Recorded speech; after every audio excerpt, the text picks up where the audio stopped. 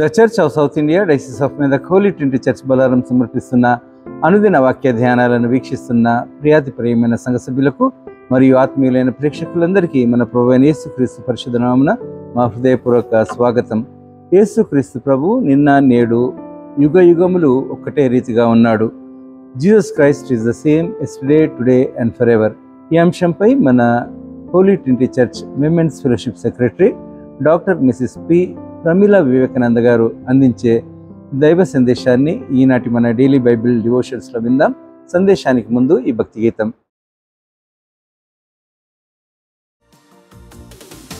ప్రభుకి స్తోత్రము, మృతిని గెల్చెను ప్రభు యేసు, ఎల్లవేళ విజయమిచ్చును, ఘన విజయమిచ్చును. ప్రభు యేసు ఎల్లవేళ విజయమిచ్చును, ఘన విజయమిచ్చును. ఓ సమాధి విజయమేది, మరణమా ముల్లెక్కడా? మృంగే జయము మరణము, ఫలించే సత్యవాక్యము. ఓ సమాధి విజయమేది, మరణమా ముల్లెక్కడా? మృంగే జయము మరణము, ఫలించే సత్యవాక్యము. జై ప్రభు, జై ప్రభు, విజయులం విజయులం. ప్రభు యేసు ఎల్లవే విజయమిచ్చును, ఘన విజయమిచ్చును. ప్రభు యేసు ఎల్లవేళ విజయమిచ్చును, ఘన విజయమిచ్చును. అన్నిటిలో పొందేదాము ఆయనతో విజయము, అధిక విజయముందేదం ప్రేమించు క్రీస్తు ద్వారానే.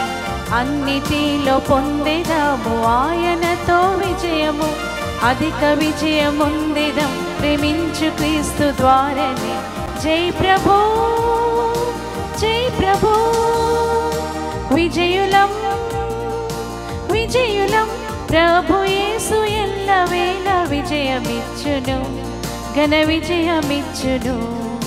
ప్రభు యేసు ఎల్లవేళ విజయమిచ్చును, ఘన విజయమిచ్చును. జయము పొందువారెల్లారు తన రాజ్య వారసు, దేవుడే వారికి తండ్రి, వారయాన పుత్రులు. జయము పొందువారెల్లారు తన రాజ్య వారసు, దేవుడే వారికి తండ్రి, వారయాన పుత్రులు.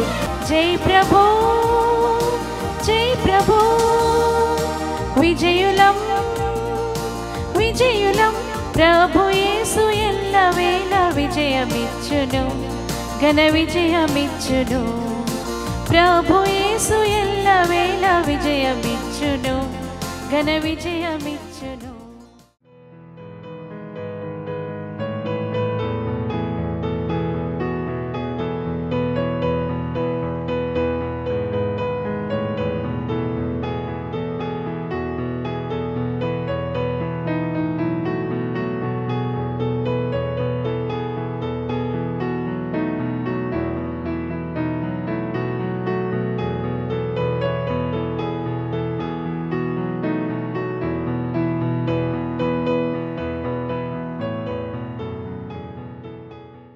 అనుదిన దైవ వాక్యంను వీక్షిస్తున్న ప్రేక్షకులకు, సంఘ సభ్యులకు ప్రభువైన యేసుక్రీస్తు నామమున శుభములు.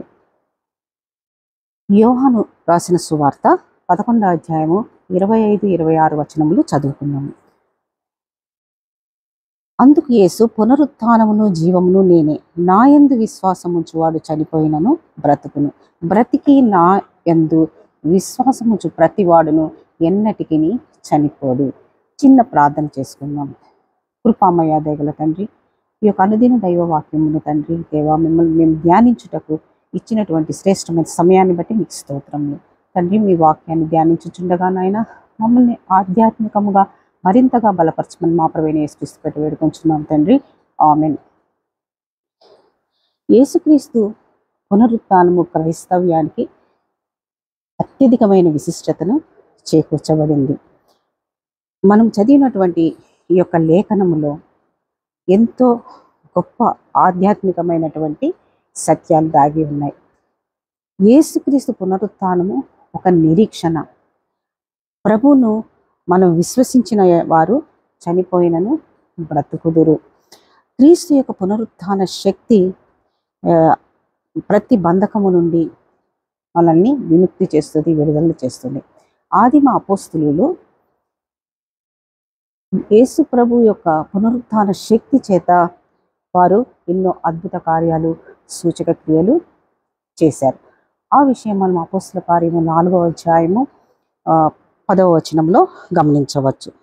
సిలువ మరణము గెలిచి పునరుత్థానుడైనటువంటి యేసు ప్రభు వారు తన శిష్యుల మధ్య నిలిచి పలికినటువంటి మాటలు మనము ఒకసారి యోహాను సువార్త 20వ అధ్యాయము 21-22 వచనంలో గమనిస్తే, అప్పుడు యేసు, మరలా మీకు సమాధానం కలుగునుగాక, తండ్రి నన్ను పంపిన ప్రకారము నేనును మిమ్మల్ని పంపుచున్నానని వారితో చెప్పాను.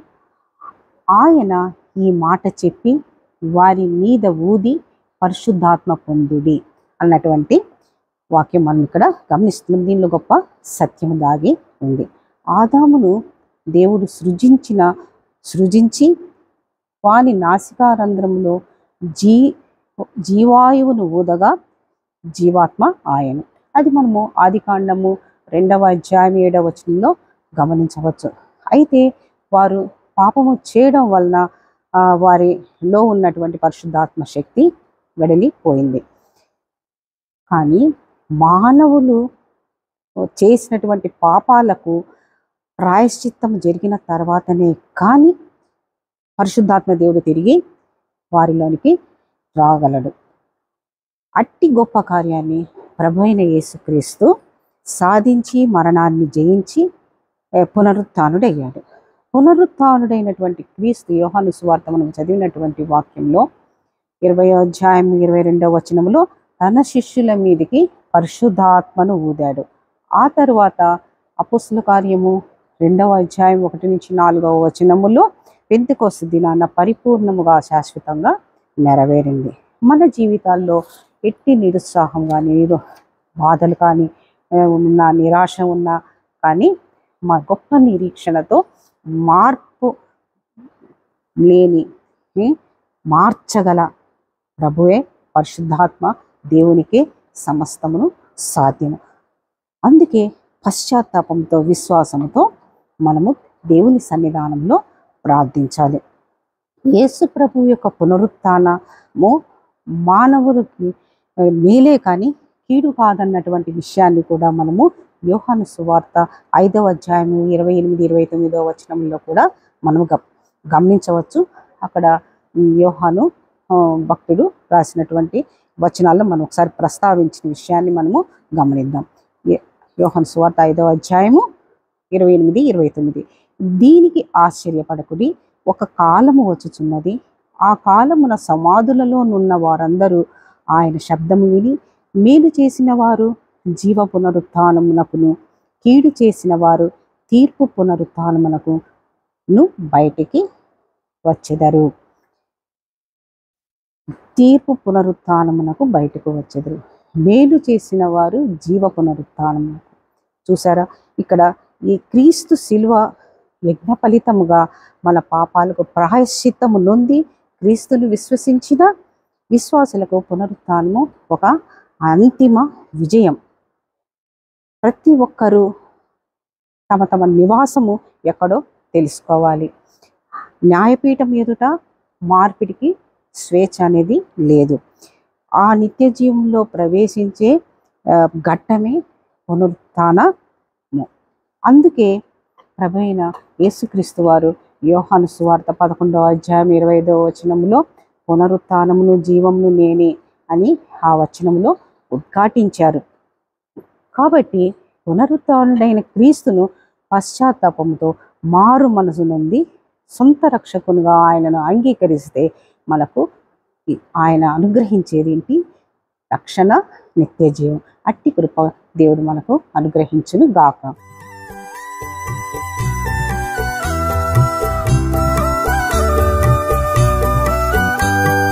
జీవించుచున్నాడు యేసు ప్రభు, నా హృదయములో నున్నాడు, కష్టములలో నా సహాయుడై నీ నిత్యము జీవించును. కష్టములలో నా సహాయుడై నిత్యము జీవించును.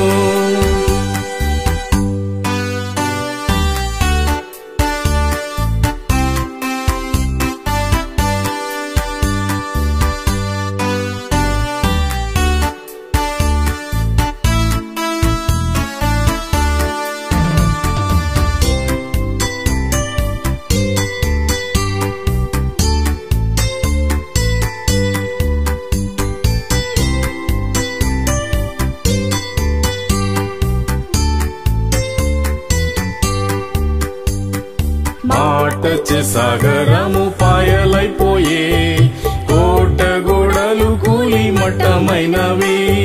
కృటివాడు దృష్టి పొందే ప్రభు మాటచే, కుష్ఠరోగి శుద్ధుడాయే ప్రభు ముట్టగా. జీవించుచున్నాడు యేసు ప్రభు, నా హృదయములో నున్నాడు. కష్టములలో నా సహాయుడై నిత్యము జీవించును. కష్టములలో నా సహాయుడై నిత్యము జీవించును.